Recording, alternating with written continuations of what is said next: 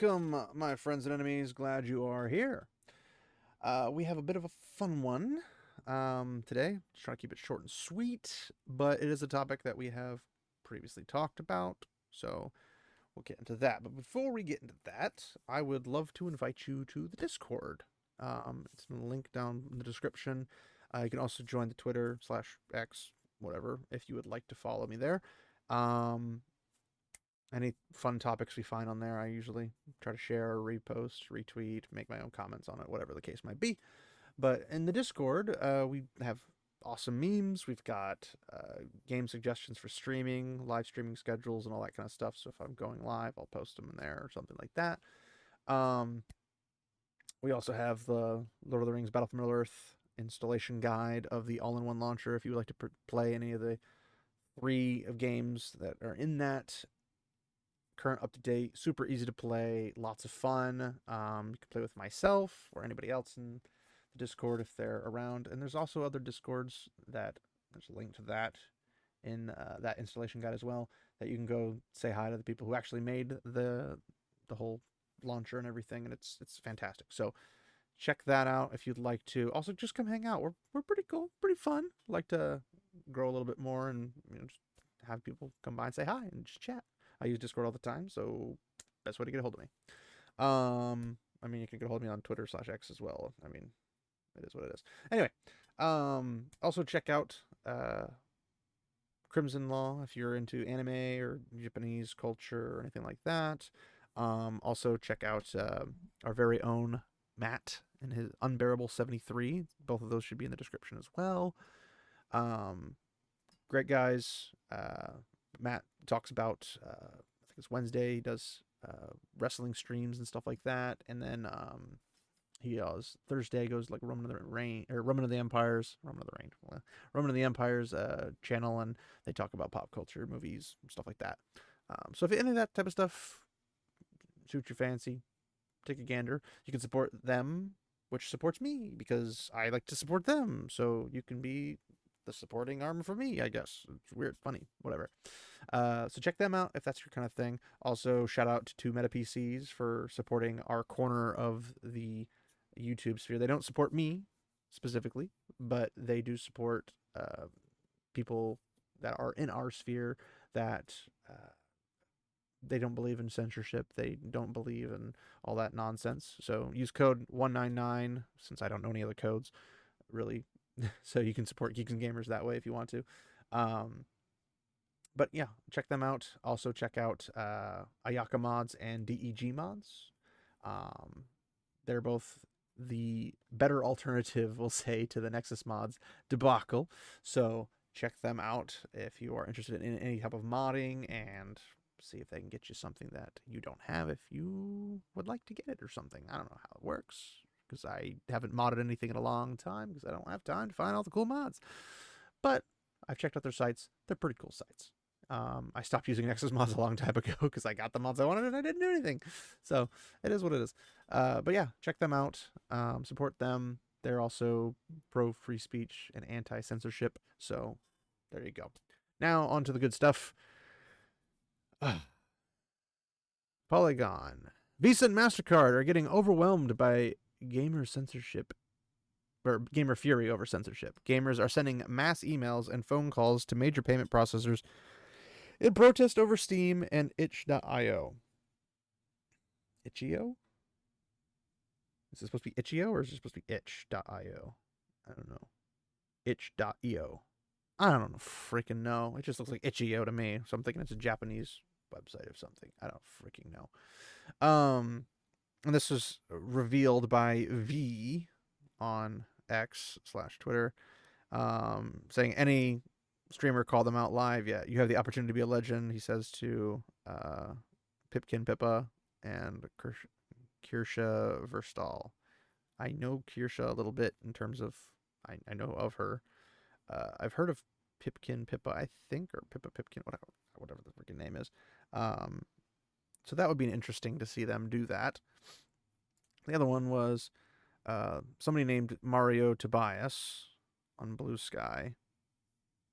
Said, I wish this was a joke, but I got called a grapist today by a Visa rep. think I just happened to be a call that pushed the woman over. Lodged 2 formal complaints after that and spun circles on the 2 calls and was about 25 minutes. Oh, and couldn't get a supervisor either. They just hang up the phone. That's a common problem. In that sense, the best you can do is record your conversations, record your experiences, and if you have to, do it multiple times. And then from there, you have all the proof you need to go to like the Better Business Bureau or something like that and be like, look, I try to get a hold of these people to file complaints, blah, blah, blah, blah. This is how they treated me, and this is my experience, and here's literal evidence of it. I called them 20 times, and each time they would always just conveniently get hung up. And it's like they either have a massive problem in their system or they're doing it intentionally. And it's more likely they're doing it intentionally than there's a massive problem in their system. And if that was the case, there should be some form of an announcement or whatever. So, the fact that somebody on Blue Sky says this is interesting, but it is what it is. So I thought this was an interesting follow-up to the Visa and MasterCard and all the payment processors going after Steam and basically taking the control Steam had out of their hands because the processors didn't like what they saw, didn't like what they heard about it.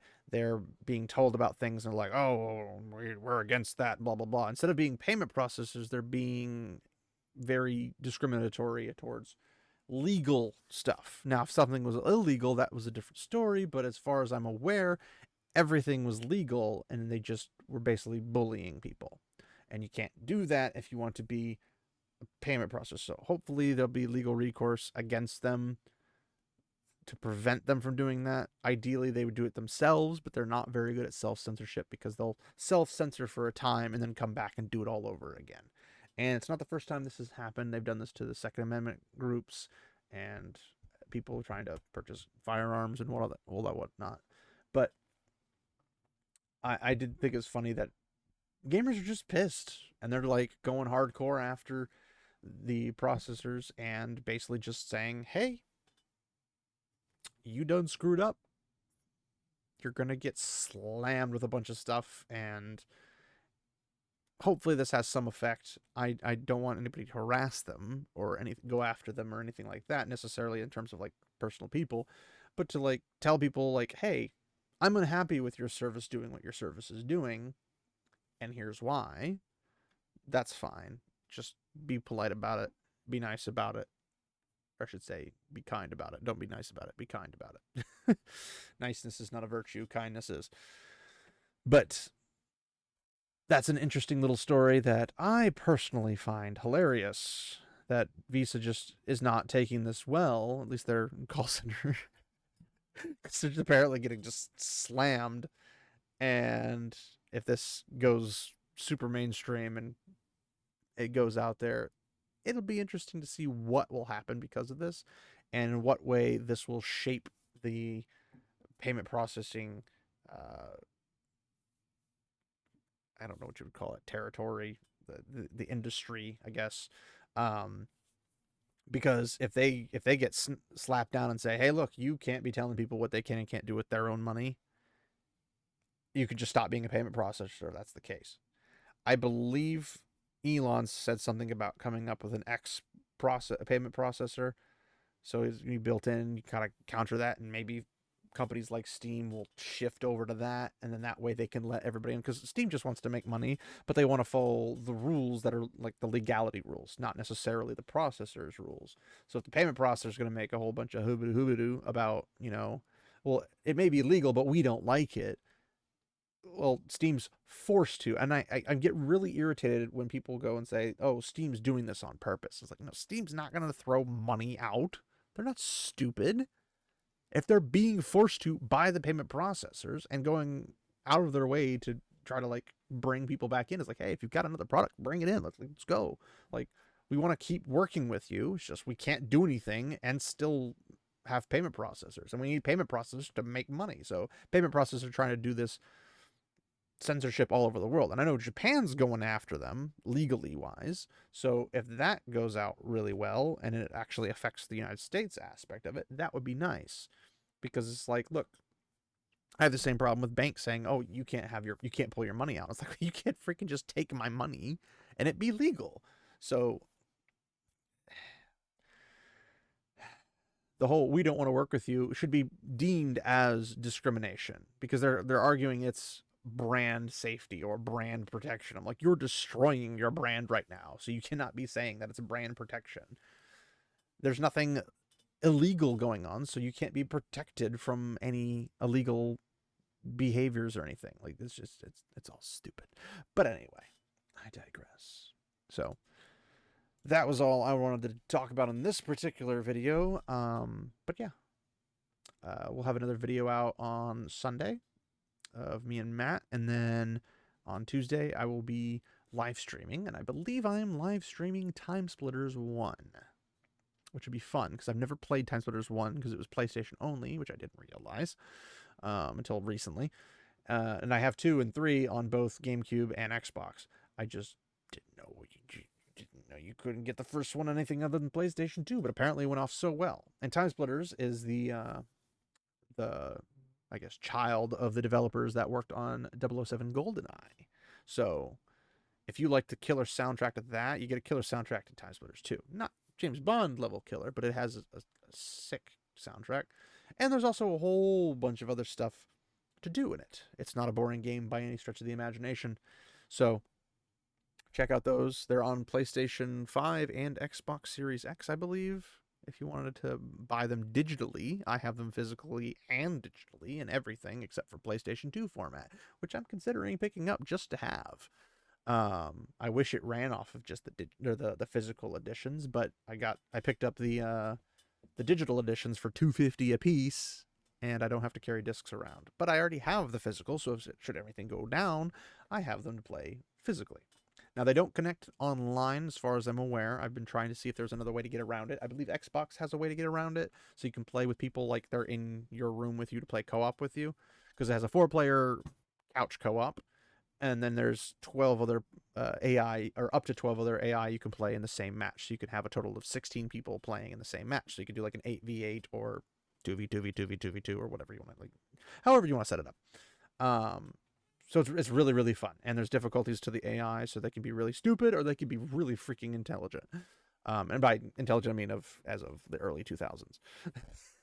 not by current standards. But yes. So I will be doing that on Tuesday as a live stream, and then I'll be heading out of town the next day, which is going to be fun.